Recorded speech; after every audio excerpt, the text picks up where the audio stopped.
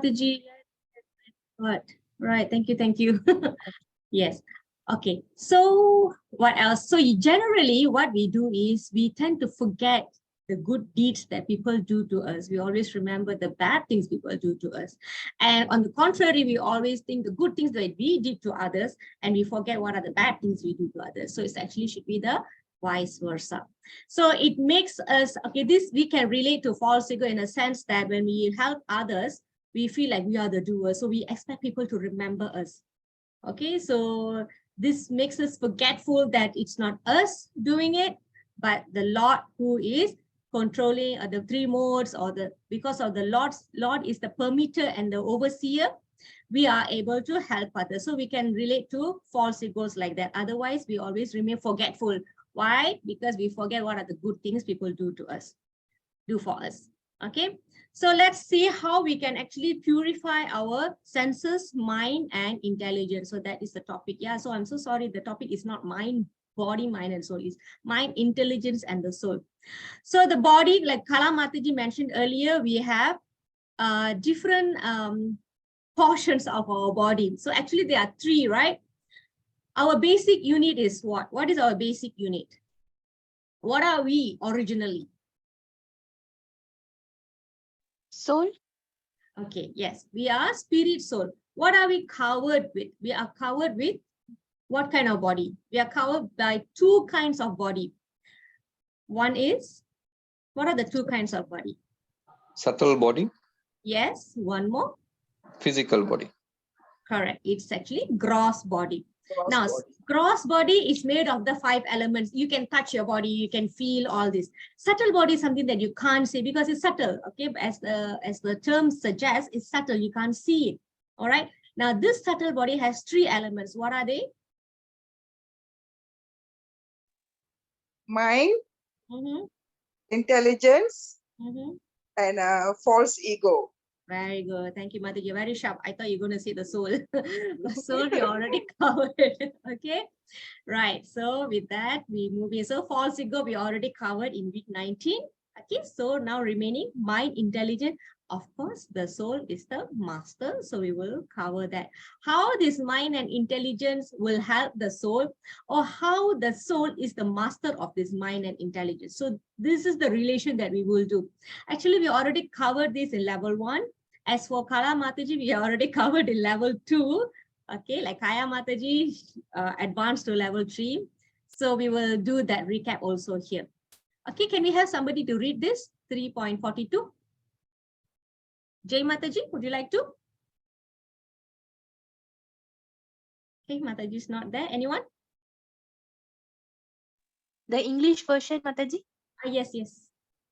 The working senses are superior to dull matter. Mind is higher than the senses. Intelligence is still higher than the mind. And the soul, is even higher than the intelligence. Okay, so everybody can put the elements in sequence. What is the lowest? What is the highest? What does Lord Krishna say?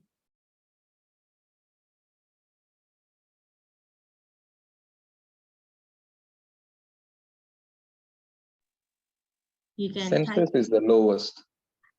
Okay. Above that. Mind. Okay. Intelligence. Okay. Soul. Okay. Should be 5, right? Okay, so now here, the dull matter here is actually referring to body. So the body is the lowest. And then we go to senses, mind, intelligence, and the soul. So the sequence is like this. The body is a dull matter because it's temporary. Okay. Is the lowest senses higher than the body? Mind higher than the senses? Intelligence higher than the mind? Soul higher than the intelligence? The highest. Prabhu, do you remember we did this in level 1? Jai Mataji? Roughly? Sama-sama? Okay. So we want to know why. Okay, focus on the reasons. Now the body is the lowest because, like I mentioned, is temporary. Okay. So higher than that is the senses, because we have lust. Remember, a couple of topics ago, we covered 3 gates to hell. What is it? Lust, greed, and anger, right? Now, the lust, the outlet of the lust are the senses. Okay, if you have water, you have to let go the water through something. So you have a tap, you have a hose, like that. So for lust, the outlet is the senses, all right? Because lust within the body, it's just within the body, but can only come out through the vents of the senses. So senses is called higher than the body. Mind is higher than the senses because sometimes the mind is resting. Sometimes the body is resting. This dull matter is resting. The senses can be also resting. Okay, for example, when you're sleeping, so you are not actually moving, you're literally not moving, but something is always working. This is why you dream. This is why you have dreams. Okay, because even if the body or senses are sleeping, the mind is active as while dreaming. This is the example. As we age, this is another point here. As we age, our movement will be, we become less active. We are not able to have that much of energy as compared to our youthful days, all right? So we are not able to do a lot of things.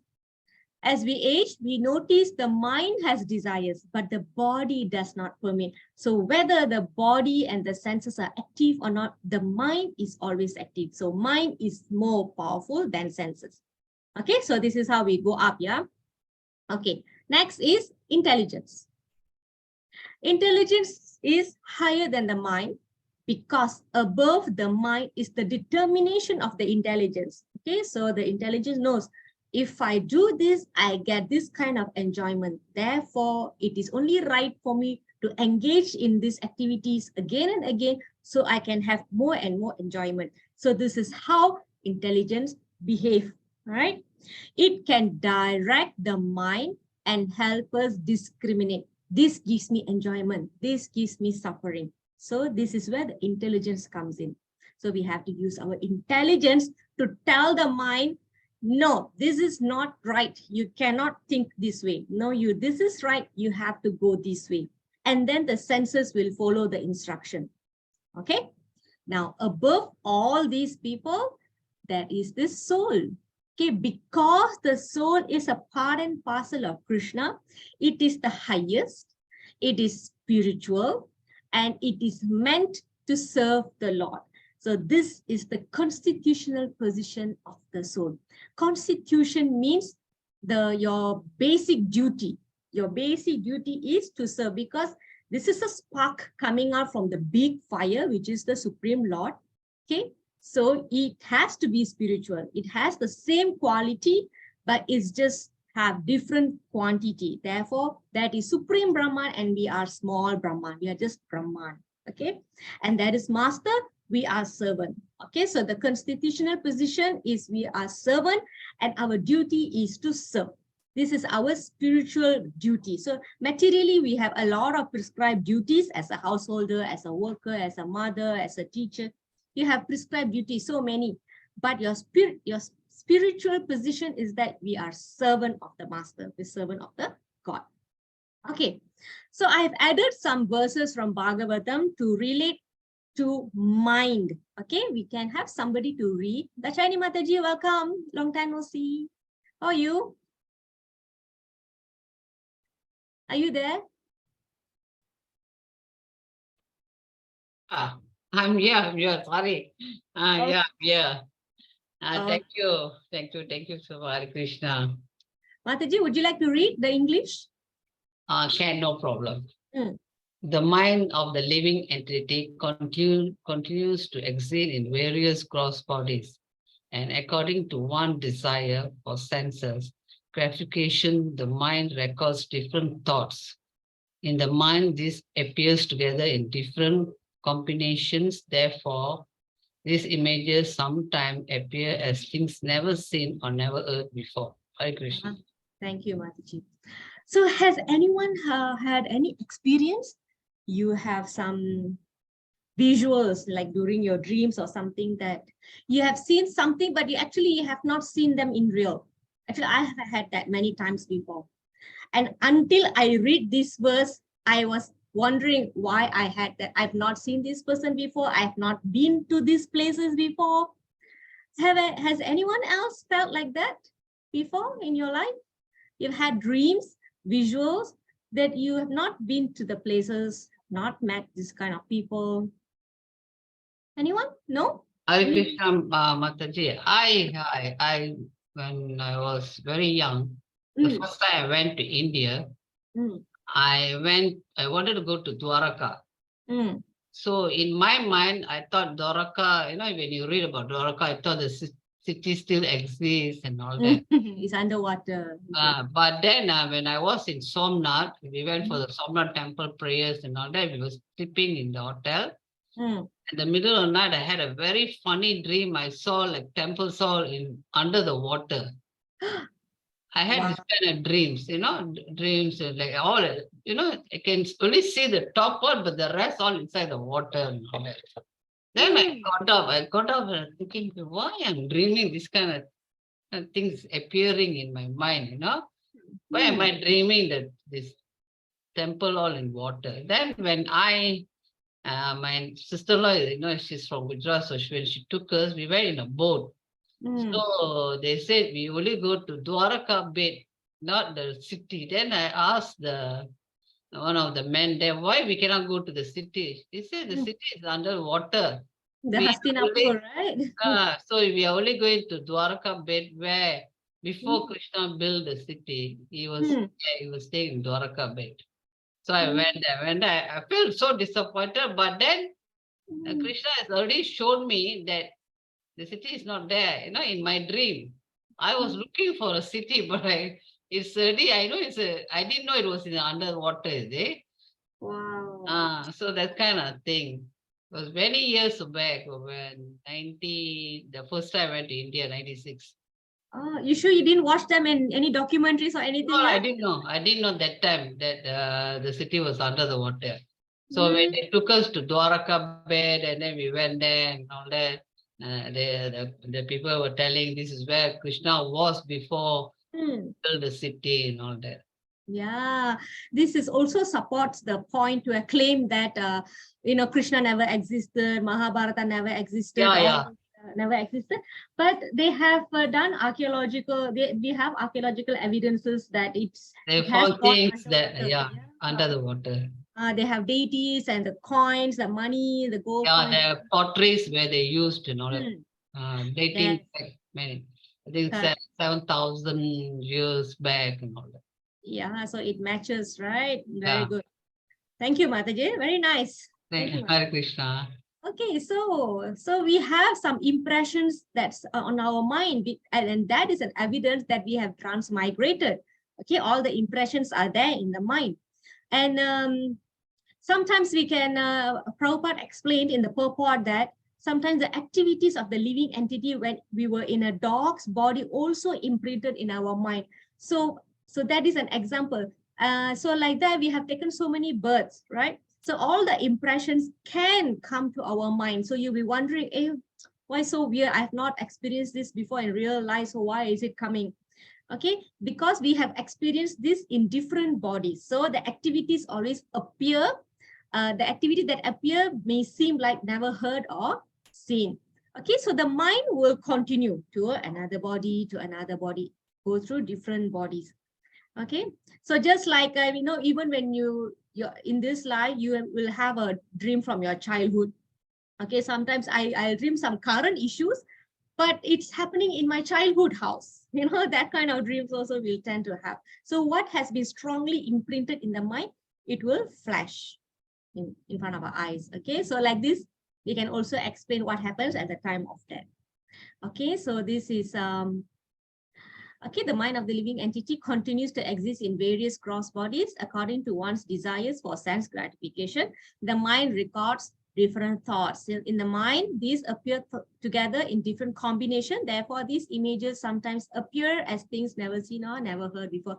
So you can imagine what kind of a food that we want to feed our mind so that we can think of the right thing at the time of death. Okay. Okay, so another verse from Bhagavatam. Can I request somebody to read?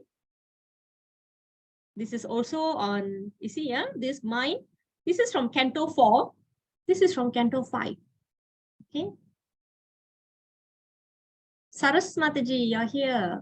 Welcome. Yes, I'm sorry, I was a bit late because I don't know. I couldn't get the link. I was finding for the link. I say he's in the group description. Ah, Okay, Mataji, read the translation for us. thank you. The materialistic mind covering the living entity's soul carries it to different species of life. This is called continued material existence. Due to the mind, the living entity suffers or enjoys material distress and happiness. Being thus illusioned, the mind further creates pious and impious activities and their karma, and thus the soul becomes conditioned. Right, okay, so ultimately this is our struggle, okay, because we let the mind dictate the senses continuously engage in activities, and the activities give us reactions, and it gives the result to the soul, okay, all the impressions imprinted in the subtle body, and then at death we're carrying on to another body. And then we continue doing the activities because we don't have the knowledge. All right, we continue to do that, and then we accumulating. We are also struggling with the suffering the reactions.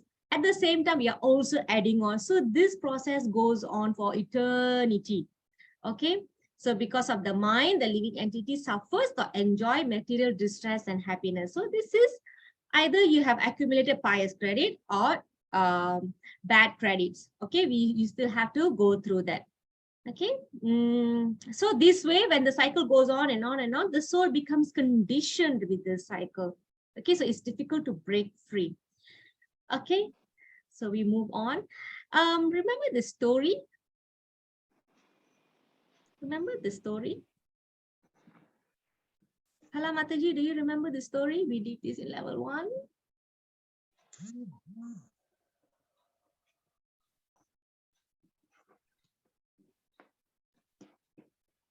Anybody can recall?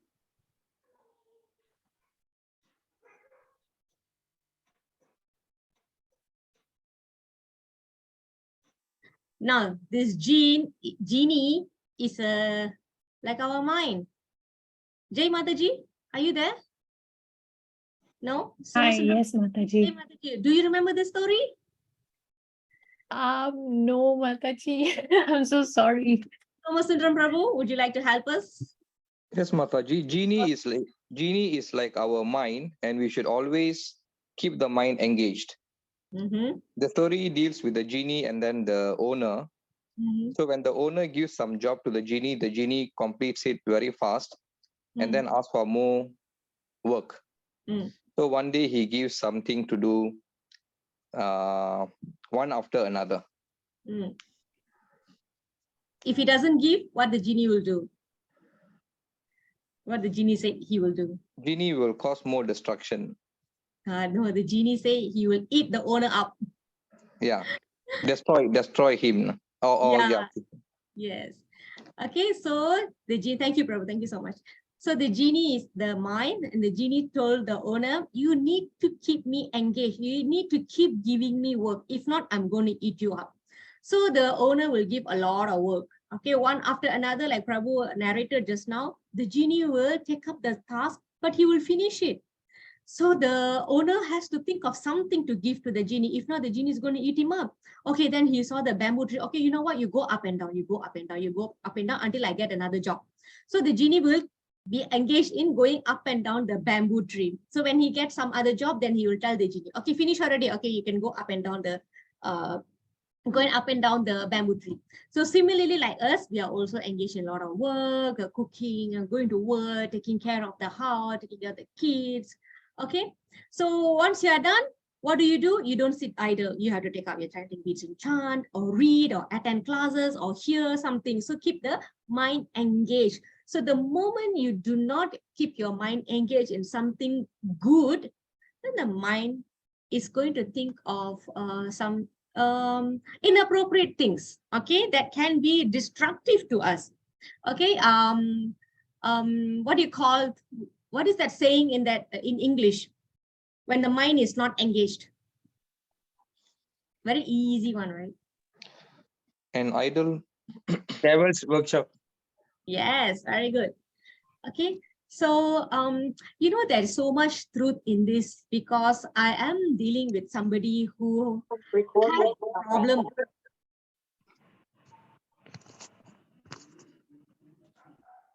Welcome, Param Prabhu. We missed you. Okay, so I'm dealing with this person right now. This person is too free, like very free, doesn't want to engage in any kind of productive work, especially in bhakti, right? Because he's in frustration. When you're in frustration, you give so much importance to the mind to dictate what to do. All right, so when we go through problems, even I experience it. When I go through problems, I know if I'm going to sit idle, and it's going to influence me to do things that is not conducive to the bhakti. Okay, so it's going to drag you down. So you have to fight it. You have to fight it, just as even if you're feeling disturbed or you don't feel up to it. Sometimes we say, I don't feel up to it. I don't feel it. I don't feel like doing it. I don't have the mood. But we cannot succumb to this weakness. What we do, we keep using these hands and legs to do something for the Lord. Keep doing it. So one, you will be able to distract yourself from drowning in the problem, because there are certain things that you cannot change. Right? You cannot change the situation. So in this sense, you need to divert the mind and attach to Krishna's lotus feet. You have to do that. So you engage the senses in that. It is going to purify your senses, and it is going to burn your karma depending the extent of purity that you have in your service. Okay, so all this will be very helpful. So then you will realize end of the day, oh, thank God I engaged myself in the service, not just sitting and thinking about it, lamenting over it, contemplating over it, because you'll never find a solution on your own. Remember, we think out of false ego, we think we are the doer, we are the controller, so we think that we can solve it, but actually we cannot. All right, these three modes of material nature is working very, very strong. It's very forceful. Okay, so only engaging in service, okay, in seva, whatever way you are listening, or you're chanting, you're discussing anything with your friends, you can share information with your friends, or you go over to the temple, you do some scrubbing and cleaning and washing, cutting vegetables, anything at all. You have to keep engaging your limbs. Okay, so like this, we have to keep engaging the mind. Now, how do we engage the mind is what is coming up next. This is from Bhagavatam. Okay. Param Prabhu, would you like to read the English? Yes. Okay. Fixing the vital air and mind in one of the 6 circles of vital air circulation within the body, thus concentrating one's mind on the transcendental pastimes of the Supreme Personality of Godhead, is called Samadhi, or Samadhana of the mind. Okay, thank you, Prabhu. Now, Samadhi is generally what we think is a higher stage during dhyana yoga practice. Okay, so we have the basic level, the do's and don'ts, yama, niyama, everything, yama, niyama, pranayama, and then you have asana, and then you have meditation, and then you have detachment of activities and all that. And then finally, it culminates in samadhi. So samadhi on this ladder, on this yoga ladder, refers to the yogi realizing God in himself, Paramatma. He's realizing Paramatma in himself, and he absorb in the thoughts of the Paramatma, or absorb his mind on Paramatma. However, not everyone able to do that. Not everybody afford to do that. Okay, because it takes a very long time of practice. Does that mean us as a householder, as a student, as a worker, as an ordinary human being cannot achieve samadhi? So this verse says that we can also achieve samadhi because when we are able to concentrate our mind on the pastimes of the Supreme Lord. Okay? transcendental pastime of the Supreme Lord. This is like, it's so easy, like you're going to fix your mind thinking of some actor in a movie. You want to think of an actor, then you think of all the movies that he has acted in. All right, so like that, the actor here is Krishna, and he has done so many movies for us to fix our mind. What movie you want? You want action movie, you want a comedy movie, you want a children cartoon movie, you want a parental affection movie, you want to learn about friendship movie, romance, everything is there in Krishna's pastime. So that is basically will be mostly concentrated in Canto 10 of Bhagavatam, and there are so many chapters there. But Bhagavatam from the beginning until the end is all about pastimes of Krishna. One canto will be for Varahadev, one canto will be for Narsingadev. So like this, we have so many pastimes. You want superhero movie, you want power pack stories, everything is there. So you just have to read and engage, make it a practice or habit to keep hearing it. So your mind will be full of these visuals, okay? This visual, how Krishna would have killed the demon, how Krishna would have been chased by mother Yashoda, how he could have broken the pots and give the geese to the friends and monkeys, okay? How he would have run, how he would have cried, how he would have laughed, okay? How he would have opened the mouth and show mother Yashoda the entire universe creation inside his stomach. So a lot of things. So we can go on talking about Krishna's pastime forever and ever, or even one pastime you can repeat 100 times and it will still be sweet, because it is not an ordinary material story, it's transcendental. So the more and more we discuss, the more sweetness that we can relish. Now, so about this fixing the vital air, right? This is the technical part here. So it says here there are 6 side circles of vital air. One starts from the belly, one at the heart, one at the lungs, one at the palate. Palate means mouth, is it? And then eyebrow, and the highest is above the brain. So I think these are all referring to the different chakras and all that. So generally, this is what Dhyana Yogi will do. They will bring the energy up like that. However, it's very difficult for everybody to do that. So the best way, the easiest way is fixing our mind in meditating on the transcendental pastimes of the Lord. However, okay, you can think of this pastime when you are chanting, but that is not the best practice. During chanting, it is best that you hear the mantra. That is best. All right, you have to. Otherwise, if you're going to think about the pastime, it is not that it's prohibited, but it's just we don't want to allow or give room for the mind to wander too much. Okay, so basically, you have bring back the mind and engage in hearing the Maha Mantra. You chant, you hear. You chant, you hear. If you think the mind is going for a walk, you chant louder. So the ear is always engaged in hearing the Maha Mantra. So it's like that. Okay. So of course, this pastime, different pastime is all is because Krishna different to Krishna appears to different devotees to exchange different relationship. Okay, like there are 5 relationships. One is neutral. Okay, one is neutral. And one is dashyam. Dashyam means one can love Krishna as a servant. Means we love Krishna as the master. We are the servant. Next is as a vatsalya. In vatsalya mood. Vatsalya mood means parental mood. Means you can love Krishna as your own son or child. Okay, some people they have deities in the altar and they treat Krishna as a child. Oh, I have to feed him. I have to cook for him. Oh, it's getting late. He's going to feel hungry. So this is vatsalya mood. Another one is conjugal love, means treating Krishna as a lover. Okay, this is very high level. One more. What did I miss? Anybody knows? There's one more. Okay, I forgot what is it. So Santaras, Vatsalya Ras, Madhurya Ras, Dasyam Ras, Saka. Saka means friends. Okay, I think I didn't say friends. Treating Krishna as a friend. He's my best friend. He's my friend. Okay, so that is Saka. So these are the 5 ways we can love Krishna. So we don't have to think of Krishna as somebody like really big or something because he had shown universal form to us. Now we have to be fearful of him. No, it doesn't have to be like that. So Krishna allows us to love him in so many ways. Okay, so that's Krishna's speciality. All right. So when you're engaged, always engage in hearing, speaking and discussing about his activities, then naturally these are the things that will be imprinted in our mind. And this is what we want. Krishna said, by constantly hearing and remembering and discussing, we care about him, his activities, his appearance and activities in chapter 6, right? Chapter 6 or chapter 4.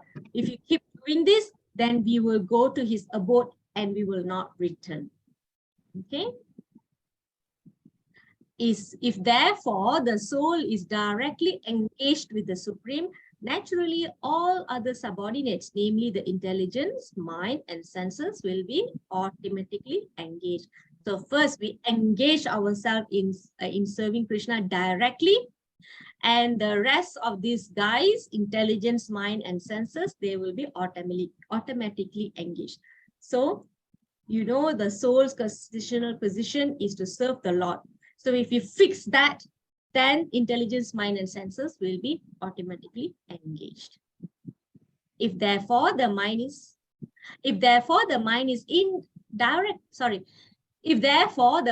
directly engaged in the service of the Lord constantly. Okay, constantly means without interruption and without any motivation. No business exchanges or dealings with Krishna. If I do this, can you do this for me? Okay, no such thing. Okay, constantly, then there is no chance that the senses will become engaged in other ways. So if you do this every day, you want to take a break for a while. Yes. Okay, you don't want to, maybe you don't want to cook today. Okay, but you cannot make it a everyday practice. I don't want to cook for 1 week, 1 month, like that. Okay, so otherwise the senses will go back to its activity that is not favorable to spiritual life. Right? Okay, so now if you look at yoga, what does yoga mean? Who can tell me what does yoga mean to you?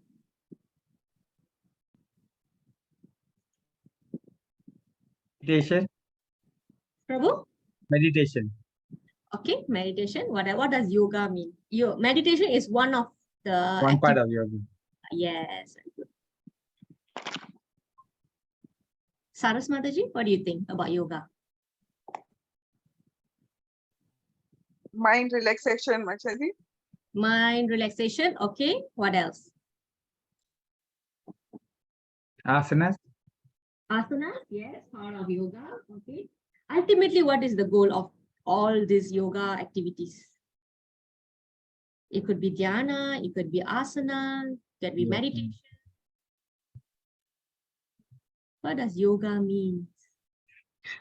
Generally, as an Indian, we want to know what does yoga mean. Yoga means union with the Supreme Lord.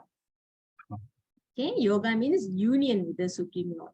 Now, generally, yoga suggests a lot of activities like asanas, pranayama, do's and don'ts, meditations, all this ultimately to control the senses. This is what generally yoga suggests a practitioner to do. Okay, you do all this to control your senses.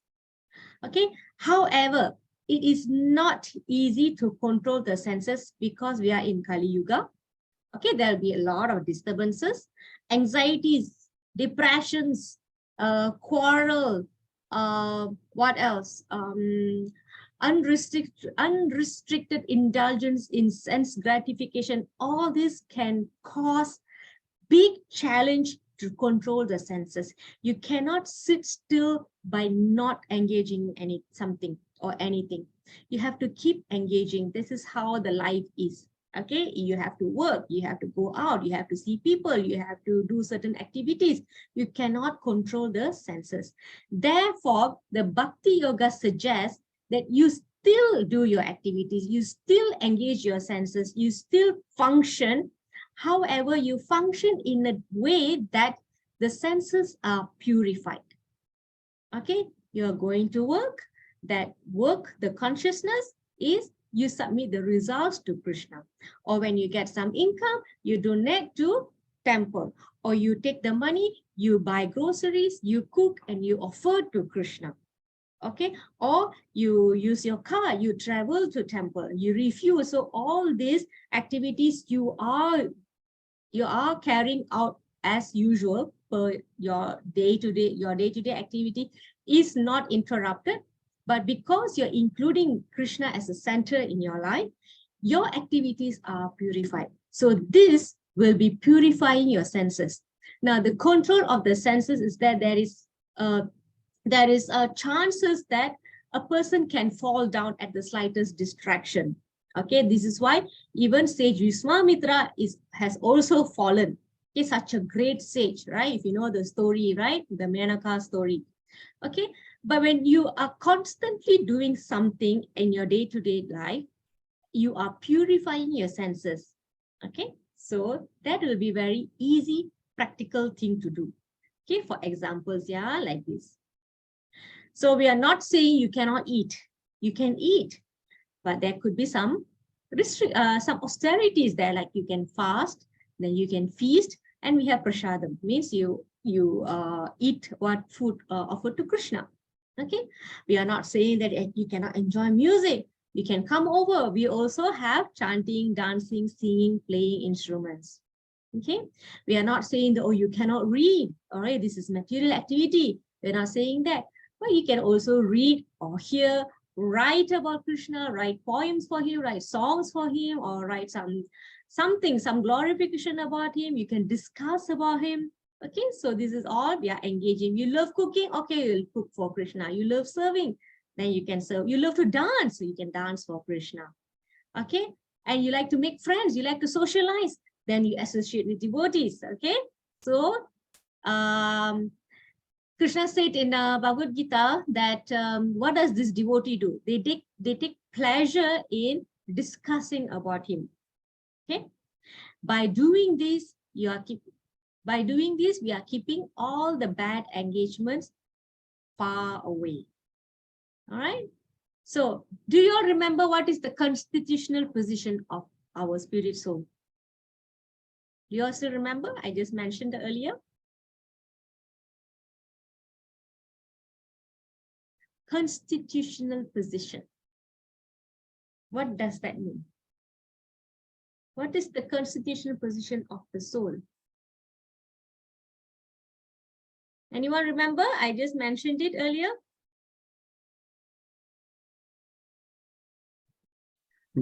Is it peace? Prabhu? Peace? Peace? No, earlier. I think you haven't entered that time yet. It's not peace. Constitutional position means what is the dharma of the soul? What is the basic duty of the soul? The clue is Krishna is the master, we are the servant. Therefore, what is our dharma? Serve.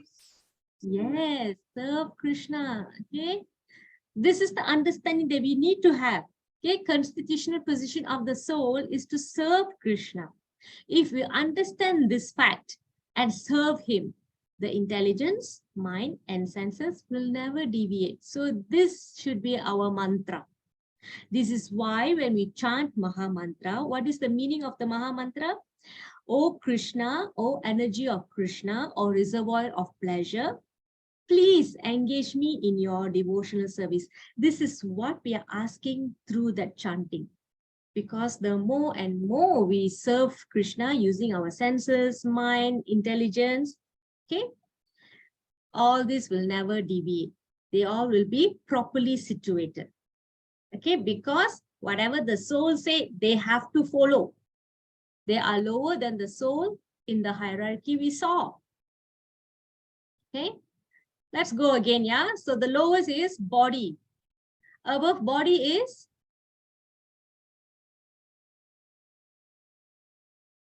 Above body, you can type it out, you can speak. Senses. Okay, senses. Above senses? Mind. Mind. Okay, above mind? Intelligence. Intelligence, and finally soul. Very good. So when you do all, when you keep check on all these, right? The senses, even though it's very active, very energetic, always want to be engaged in everything, it will not be harmful. Okay, because it is properly situated. So the example given here is this. Can we have somebody to read this, please? Kachaini Mataji.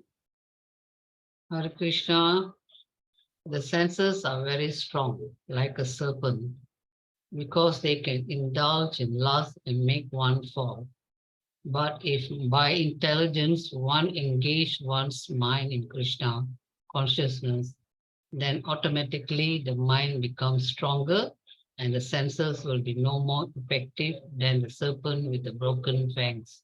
Yeah, thank you, Mataji. So we are not saying that you cannot use your senses, but the senses will not bring you any harm. Okay. Can we have somebody to read this slide? Kaya Mataji.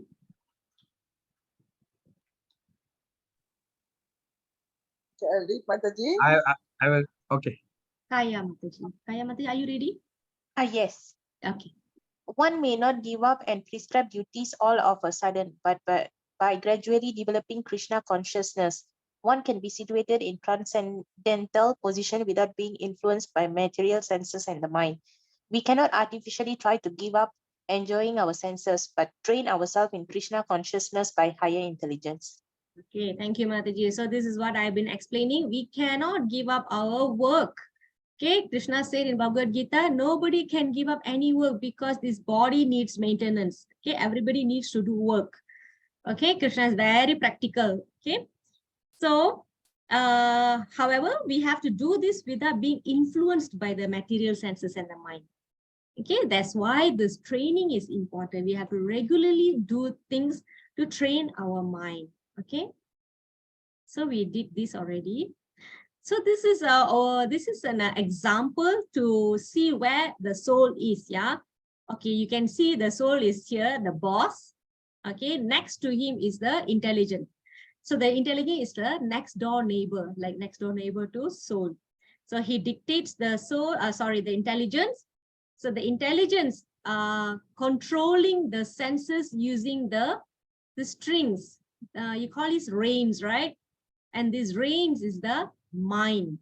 Okay, and all these 5 forces are like these 5 senses. Okay, so now the controlling of mind is very difficult. What did Arjuna say about controlling the mind?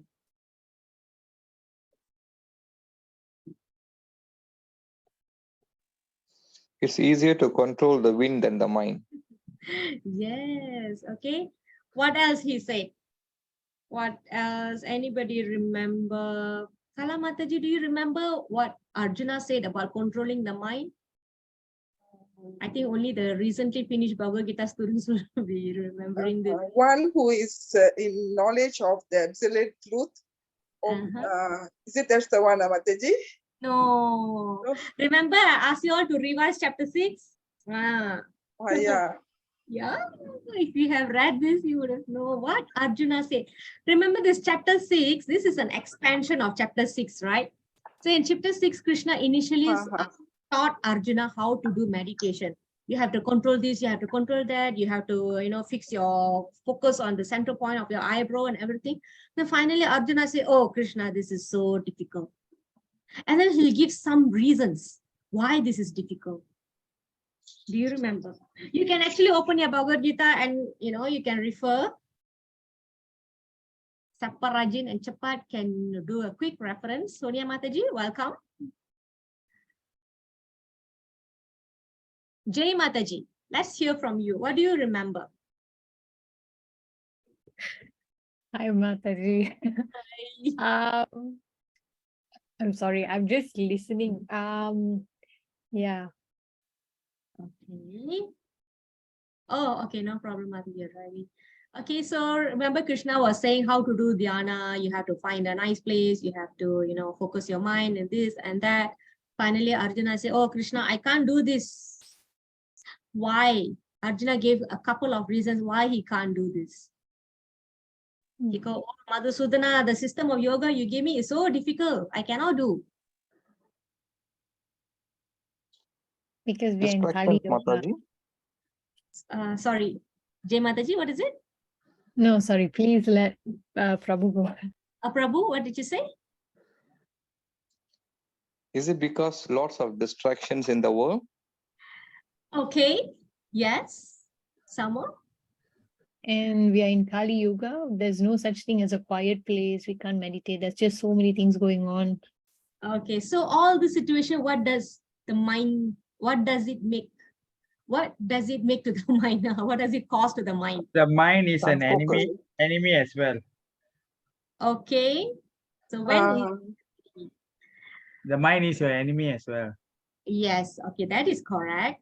But what is the challenge with the mind? You all can open your Bhagavad Gita. No rush. No rush. You see, it's not even 9. If your soul is conditioned, the mind is your friend. If the mind is trained, is it? The soul, sorry, Yes. how? Okay. No, Prabhu, I asked a question to you, yeah? So I asked you to sit for half an hour, 1 hour, do meditation. You don't think of anything else. What is your comment about it? Mind will be monkeying around. Yes. Restless. Okay, correct, Mataji. Thanks for helping. So what is it? How do you give me a vocabulary for that? What is that? Yeah, just now Mataji said the mind is monkeying around, right? I So said that. you say, Mataji said, right? I heard Mataji I say. said. Okay, give me one word for that. Wondering. No, Mataji, you said something. I heard it. Mind is restless and unsteady. That's Yeah. right. Kala Mataji, yeah. Yes, Yeah. it's restless. Give me one more word. Unsteady, Mataji. Ini sudah find the verse lah tu, right? Cannot control. Difficult to control. Yeah, so yes, it's difficult. Focus. Right, you cannot focus, difficult to control. So all this Arjuna said, because the mind is restless and unsteady. Do you all remember this picture? I've been using this picture from level 1. In level 2 also I used. Okay, remember this picture. Jangan nangis, Jai Mataji. It's okay. Okay. Oh, Madhusudana, the system of yoga which you have summarized appears impractical, unendurable, for the mind is restless and unsteady. Okay, Arjuna is saying this, yeah. Okay. Why he says impractical? From Arjuna's point of view, it's difficult because he is a Kshatriya. Okay, he has to go around. Fighter. He's a fighter. You cannot ask a fighter to sit and meditate. No, he can't do that. So therefore, his duty is fight. Okay, fight for dharma. Okay, if you ask me to sit and meditate, I can't. You ask me to sit and give class or do something on the computer or prepare the class, that I can do. That I can do.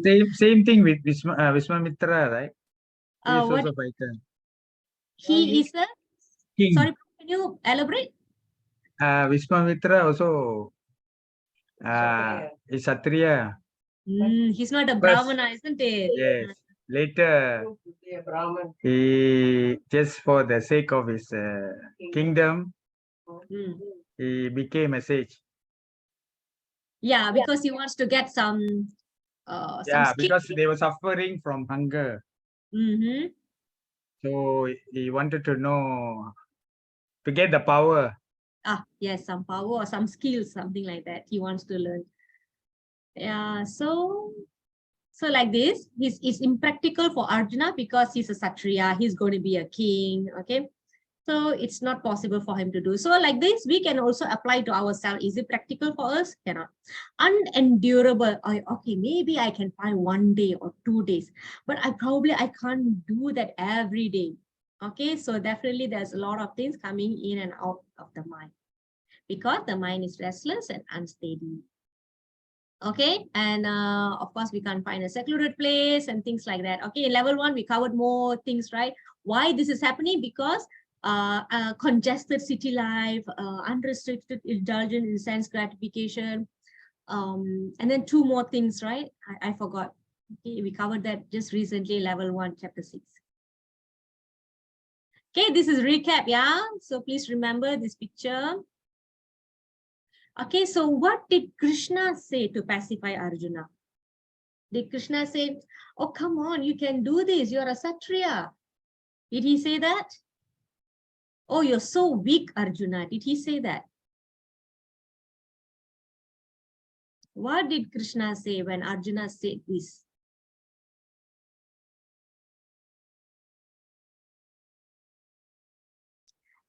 Mana, level 1 students? Do you all remember? Practice Ah, and yes. detach. Yes. Thank you, Prabhu. Okay. Almighty arm, the son of Prabhu, can you please read for us, please?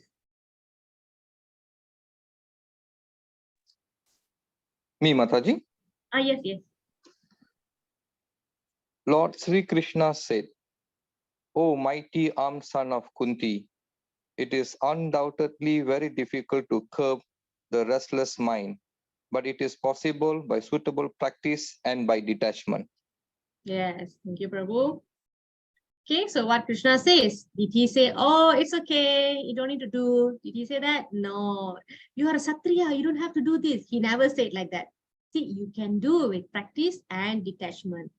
Okay, so Krishna called Arjuna with nice names, the mighty arm, the son of Kunti. This shows his illustrious background. So it's not an ordinary person for him to give up so soon.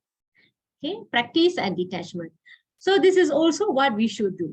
Okay, if you are not able to sit and chant, maybe you can only chant for 15 minutes. After that, sakit sini, sakit sana, or you feel like you want to go and take a walk, because the mind is restless. Okay, it's unsteady. It wants to do this, it wants to do that. But you practice. You detach from that activity that the mind is telling you, go and attend to that. No, you detach that. So you practice, detach, practice. You keep doing this, then it will be a habit. Okay, it will be nature for you. It will be easier for you to manage. Just chant like that. Okay, you try that. Okay, so when the mind goes out, you have to bring it back. Actually, Krishna said this very nicely. He actually very specifically he gave this. This is 35, right? Chapter 6, 35, 36.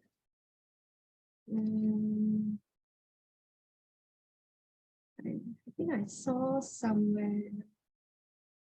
Krishna will say, if the mind wanders, you need to bring it back. Something like that. I forgot where is it. Is it 6.37? 37, okay. For those mind is unbridled. Self-realization is difficult work. Okay, not this. He will say you have to bring back the mind. If the mind goes goes for a walk, something like that. Yeah, I think I read it today and then it's gone. I don't know whether I read it here or in Bhagavatam. Okay, let me try to find that. Kalamataji, did you find it? No, Mataji, not yet.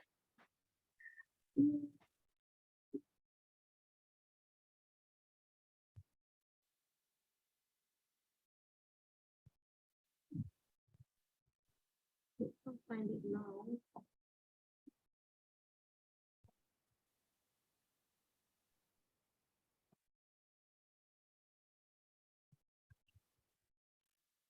Yeah, text 26.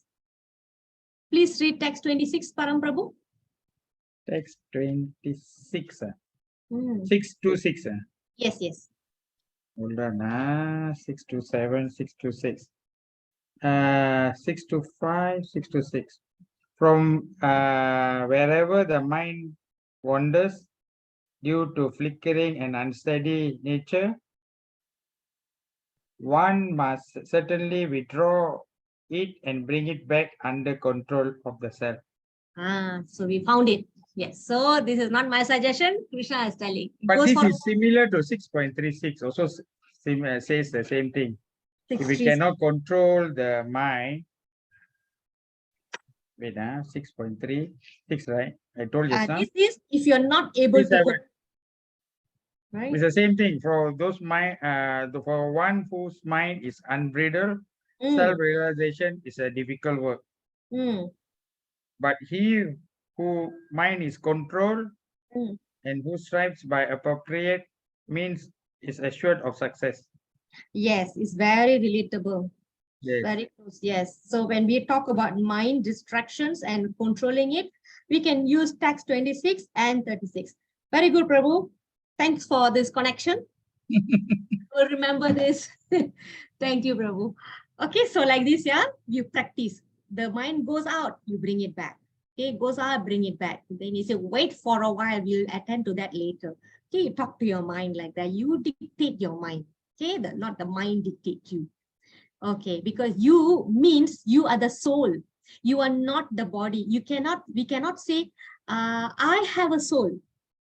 This is my soul. We don't say that. That mine is the soul. I am the soul. This is my body. We don't say this is my soul. So the owner is the soul. The owned is the body. The object is the body. So you dictate your mind. Look, mind, this is our duty. We have to do this now. So you stay here. We do it. Okay? So we are not the body. Okay, so this is very basic thing that we learn in chapter 2, but how much we are actually practicing it, that is what matters. Okay, that is that it makes more it is more meaningful if we really put into practice. We are the soul. We tell the mind, you stay here, you do this. Okay, so we are the soul. That not that I have a soul. No, okay, it's not that, right? Okay, so how do we apply? Okay, we have all these challenges. Krishna has already given the practice and detachment is the way to control the mind. And earlier in the Bhagavatam, it already mentioned that we have to focus our mind on Krishna's pastimes. Okay, so other than that, how can we be focused in engaging our senses in devotional service? And how do you plan to do that? So in level 3, this is what we do. We learn the theory, okay? And we also want to know how do we apply it in our daily life. So throughout this lesson today, I have mentioned many ways how we can engage or apply this in our daily activity. So how do we keep ourselves focused in engaging our senses devotional service in your own way? And maybe 2 or 3 people can share in your own way. How do you plan to control your senses? How do you plan to do that? Okay, I open one example here. Or maybe I can open all the examples and you see where you can fit in and what kind of changes that you can make. Or you are already doing it and you can share with me. I know Dachani Mataji, she wakes up very early in the morning. She plucks flowers. You still doing that, right, Mataji? Yeah. Which I cannot stop. Yes. So this is very it's nice. like, if I don't do that, I feel like, once I was very sick and I couldn't get up. And I just looked out the window, I saw the sun is coming out. I quickly jumped from the bed. I jumped, I ran inside and took my bath, and then I quickly, oh my God, my baby is because I have baby Krishna, I need to put milk for him and all that. This kind of things happens when you are devoted to Krishna. He never lets, even though you could be very sick or you're really having some kind of problem, but you feel like you're so attached to him that you cannot forget him. That you have to go on doing whatever service you can to him. Yes, that's right. Uninterrupted. Yes. Uninterrupted. Very good. Thanks, Mataji. Anyone else? Saras Mataji, would you like to share something to inspire us? Nothing is too little. Okay, nothing is too small. You'll never know how you'll inspire someone. I always do chanting and do meditation a lot. Okay, right. So this helps you, right? Yes.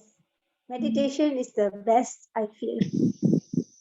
So when you meditate, we do japa meditation. Means you do the chanting and you meditate on that holy name. So you're teaching everything. Yeah, that is called japa meditation. Okay. Very good. Mataji, last time I used to do japa about, before I was born in ISKCON and all that, I only do 3 times. 3, Then when I met Punitan, started with his class and all that, he told me, why don't you try doing 16? So I started doing 16. I used to go walk in the morning, 6 o'clock in the morning. I start walking and then I'll do 16 rounds in that my garden there. Then after that, I continued doing 24. Wow. Yes, yes, he has told me. Yes. Yeah, Yes. from 24 now I've increased to 32. Jai Mataji. Yeah, now I'm telling my husband, why don't you try only 16? Don't need to do so much. So today I saw him doing the japa and I said, I just started with 1. I said, you see, after from 1, you will increase, keep on increasing. So this is a thing, is You're encouraging it's like a drugs which you want to do more. Yeah, increase the dosage. Yeah. Yes, it's like that. Krishna will make you realize and do a lot of things his way. Right. Thank you, Mataji. Jay Mataji, would you like to share something after these 18 days, how your life has transformed or something? I think every single day we listen to you talking, and then we learn more about Krishna. And I think ever since Monday I've been feeling more depressed at night. Separation. Yes, it feels so much different, Mataji. I don't know why. Yeah, but it feels like, with the listening and hearing was so much nicer. The day was like, okay, at night, I get to hear Mataji talking, get to discuss subjects. The one thing I changed is that every morning I recite Krishna's Maha Mantra. Yeah, it's really very nice. Yeah. Okay, how many times, Mataji? I do it very simply, only 3 times, but I also read the Gita a few pages. Yes, that's great, Mataji. What you do, you just have to maintain that. Just maintain that. Maybe 3 for 1 week, you do the 3. The next week, maybe you can increase to 5 or 10, like that. Right? So when you do 108, one beat, one set of beat, 108, it will take about 7 minutes. For me, it takes about 7 minutes. Those who do fast, they can do 5, but I'm worried that when you do too fast, then you will not pronounce the words properly because they are made of syllables, and the syllabus has certain vibration, which is very important. So we want to make sure that we pronounce them correctly. So the ideal timing will be 7 minutes. So at least you do 1 round per day. Right? Okay, I will try, Mataji. And then you can eat 1 day in the morning, 1 day at night. So you actually sandwiched your product like that. Right. Thank you, Mataji, for sharing. How about Somasundram Prabhu?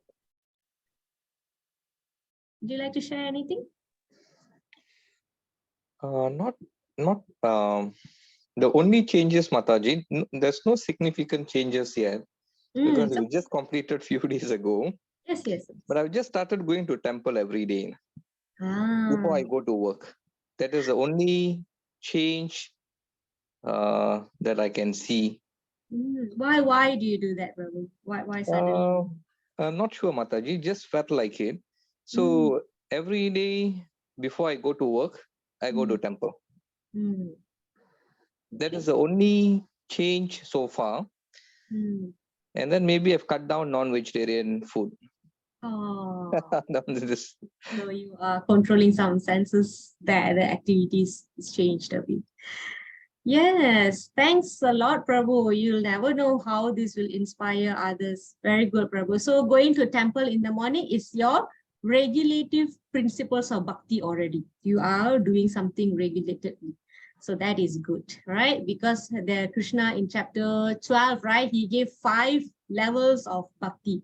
3 levels of spiritual life and 2 material, which if you can't do this, then you do this. If you can't do this, you can do this. So most of us, we are at the level 2. We are doing regulated principles of bhakti. So which means waking up in the morning, doing arati or plucking flowers and offering or offering milk with tulsi leaf. You can include this kind of thing and you make it regulated. Okay, so that is the changes that we can bring. Okay, here what are they doing is that they are discussing, they are having discussion. Okay, from my first batch, there's one Mataji who joined the class. After some time, and we were discussing like this, right? She said, whatever that she learned in the class, the next day or the day after, she goes and share with people. So she derives pleasure from that. She is sharing. So which means we don't look at it as a preaching in a very sophisticated manner. This is sharing. Okay, so she is doing that. Okay, here you can serve. You can come to temple and you can serve. Here, what are they doing? I think they are making garlands. Okay, they are doing some flowers and engaging children in performances. So you can do this also. So with this, we have actually completed the topic for today for our level 3 as usual. We will have other little segments. So we'll have some glories of nectar of the holy name. Who has not read, you can read for us.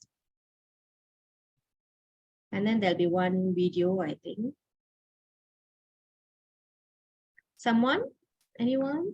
I'll read, Mataji. Okay, Mataji. Okay. I do not know how much nectar the two syllabus Krishna have produced. When the holy name of Krishna is chanted, it appears to dance within the mouth. We then desire many mouths. When that name enters the holy holes of the ears, we desire many millions of years. And when the holy name dances in the conyard of the heart, it conquers the activities of the mind, and therefore all the senses become inert. Inert. Okay, thank you, Mataji. So inert means stopped or controlled, subdued. All right. So very beautifully, it is described here when the holy name dances in the courtyard of the heart. Actually, it is mentioned that when we take Krishna's holy name, when we chant, right, Krishna comes and dances on our tongue. Okay, because Krishna is non-different from his holy name. When you feel thirsty, you want water. You cannot chant water, water, water, water, and you can quench your thirst. It doesn't happen like that. But when you say Krishna, Krishna, Krishna, Krishna, so actually Krishna is there present in the name. So when you say it, you feel Krishna. Okay, so he dances on your tongue. And then here it says that the holy name dances in the courtyard. It conquers the activities of the mind. Therefore, all the senses become inert. Okay. Next is preaching is the essence. How do we share? The glories of sharing information. Kaya Mataji.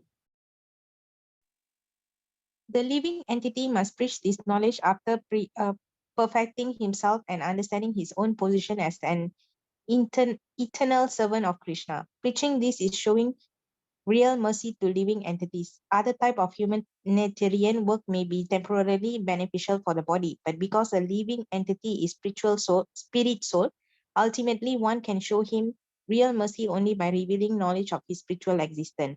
As Kaltanya Mahaprabhu says, Jivira Swarupa Haya Krishnara Nitya Dasa. Every living entity is constitutionally a servant of Krishna. One should know this fact perfectly and should preach it to the mass of people. Anyone who tries sincerely to present Bhagavad Gita as it is will advance in devotional activities and reach the pure devotional state of life. As a result of such pure devotion, he is sure to go back home, back to Godhead. Okay, very good. Thank you, Mataji. So one point here I want to bring to attention is this line here, this red line. Other types of humanitarian work. Okay, we do have community responsibility like doing some donations or charities, donating clothes or giving shelter, donating food. So all these beneficial for the body, but the fact remains that it's a temporary benefit for the body. Okay, you can't go on giving temporary benefits to people if you really care for them. Because when you say we care for them, then we should show care to that soul. That soul has been suffering through so many transmigration. So what are we going to do for them? The true welfare is giving this knowledge to them so they can stop their birth and death. At least they can change their activities so that don't incur bad reactions. Okay, so we can start like that. This is why sharing this knowledge is very important. Okay, all right, so we move on. There's a video. Does your mind cause you problems? Sorry. I'm not addressing those who suffer from mental disorders like anxiety and depression. I really sympathize with them and can only advise professional help. Today, many such disorders go untreated.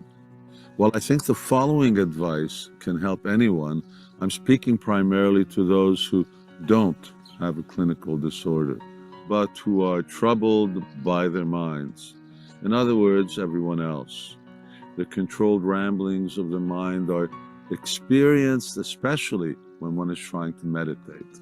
Yoga practitioners will know what I mean. The mind behaves, it's like a monkey, jumping here and there, generally up to no good. So what to do about our monkey mind? If you go online, you can find courses ranging from a one-off download for $15 to a 12-week session at $250. And they advertise benefits like living the life of your dreams, boost your confidence, change your future, and so on. Do I believe they work? Maybe some of the benefits do, but if they do, the result is temporary, and more than that, they lead to nowhere. In short, they are a spiritual dead end. So then what to do? I mean, controlling the mind. Let me begin at the beginning. What is your mind? One thing that it's not is the brain. The former is the software, and the latter is like the hardware. So what is it? I answer, it's that part of your inner being that accepts and rejects both objects and conditions. The mind wants this, and then it wants that. You know what I mean? For example, you fall in love with someone, and then what happens? You fall out of love with them. And then beyond the mind, and here's a very important point, is another aspect of you, a higher aspect, the ego, which is contaminated by two basic misconceptions. I'm this body, and things are mine. And to fulfill these misconceptions, the ego is full of so many other desires. Take the example of falling in love again. There's a desire to be intimate with someone, to enjoy their bodies, to make them yours. And then the mind scans the field for prospects and accepts someone. And when that desire later meets with disappointment, that's inevitable, then the mind rejects that person in favor of somebody else. It's desires like this that in part or in whole are reflected in the mind. In other words, the mind simply acts on the illusory desires of the ego. It's like a mirror of the ego. From this simplified explanation, it should be clear that attempts to control the mind, like those advertised online, are band-aid approaches to issues. They cover up the symptoms, but do nothing to treat the underlying problems. So what do I suggest? The Bhagavad Gita points out that the mind is the intermediary between the ego and the senses of action. So it suggests that you tie down the mind on both sides by regulated activity and by purification. In other words, while the mind is restrained, the impure desires of the ego that prompt the mind to act in the first place are neutralized. That means two things. First one is control your senses. And now here are 4 tips to master the senses. Number 1, control your speech. Control what you say. This means speak words that are truthful, pleasing, beneficial, and not agitating to others. And above all, regularly recite the Gita. Number 2, control your anger. Don't easily take offense when someone criticizes or offends you. Let those words be like water off a duck's back. Be tolerant. Number 3, control your eating habits. Eat at regular times and in moderation. Not too much, not too little, and eat what does the least harm to others. Be a vegetarian or a vegan. And number 4, and this one's a toughie, practice restricted sex. That's right. Don't be promiscuous. Stick with your life partner and target at the goal that sex is only for procreation. In addition, you can practice overall cleanliness, show respect to superiors, parents, elders, and spiritual guides, just to name a few. And avoid useless diversions, video games, and movies. Okay, that's about controlling the senses, but we know we can tie down the mind with regulation, but as long as the ego has false desires, the mind remains a monkey, waiting to be set free. So what to do? Here's the second thing to achieve: lasting mastery over the mind. Purify your ego of false desires, and that's possible by the practice of Bhakti Yoga, the only yoga system that can free the mind of all past impressions, wild fancies, and uncontrollable desires. Hatha Yoga, meditation, and speculation will not do. And here are two things you can do: study sacred texts like the Gita and systematically apply their teachings in your life. They're not bedtime reading, but textbooks. Number two, chant the divine mantra of liberation. Any old mantra will not do. It's the mantra I've mentioned on earlier videos that is empowered for the goal that you seek, and that is the Hare Krishna mantra. Do you know that the very meaning of the word mantra is the divine sound which liberates the mind? So if your monkey mind is bothering you, and if you want a real solution, then chant this mantra of liberation. And that's it. These are the two things to quiet your monkey mind. On one side, control your senses. On the other side, purify your ego. And as desires are stilled and purified, the mind automatically becomes peaceful, and in time, it becomes your friend, helping you on your spiritual journey. That is what the mind is originally created for, to help you select those objects or conditions that are favorable for spiritual development and for freedom from material entanglement. The Gita says the mind can be your enemy and your greatest friend. Which one it is now entirely up to you.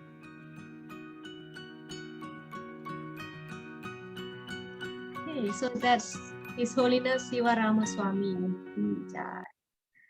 Okay, so that's about it. Any questions? Okay, so Masundara Prabhu, Jai Mataji. You like level 3? Yes, Mataji. Yeah, okay. That's good. Yeah. We talk a lot, we share a lot. Right, so it's more application. Okay, so nice meeting you all. It was good, Mataji. Thank you. Thank you for participating, Mataji. Now you see why in level 1 I asked you all to speak. Yeah, I see it now. Yes. Okay. Oops. Okay, so have a good night, everyone. Thank you, Mataji. Good night. Thank you very Thank much, you, Mataji. Mataji. Hare Krishna, Hi, Mataji. Mataji. Thank Good you. night. Thank you.